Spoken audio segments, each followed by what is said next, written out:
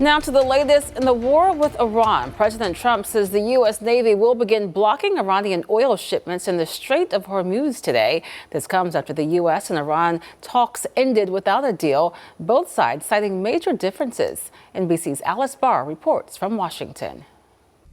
Hi there. President Trump said he didn't care about new peace talks after the first round broke down, and now this new blockade risks escalating the conflict again. A new pressure point emerging as following this weekend's failed peace talks with Iran, President Trump announced a blockade of all Iranian oil beginning at 10 o'clock this morning. Other nations are working so that Iran will not be able to sell oil, and that will be very effective. U.S. Central Command said it would enforce the blockade on all Iranian ports and coastal areas, but not ships moving between non-Iranian ports. Iran's armed forces warned they would consider warships approaching the Strait of Hormuz as a violation of the two-week ceasefire.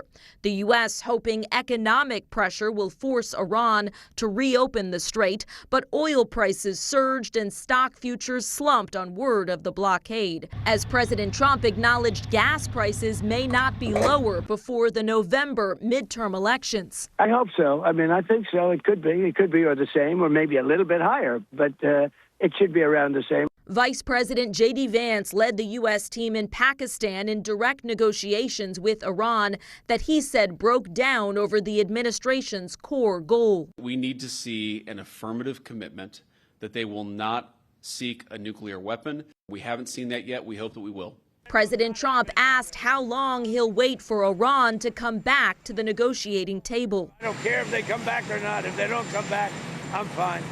Their military is gone. That as new U.S. intelligence reporting suggests China is planning to give Iran more air defense weaponry in the coming weeks, according to a person with knowledge of the matter. If that happens, President Trump said he'd hit China with a 50% tariff. And President Trump lashed out overnight at Pope Leo, calling him terrible for foreign policy and saying he should focus on being a great pope, not a politician. The first American pope had called the president's threat to completely destroy Iranian civilization truly unacceptable.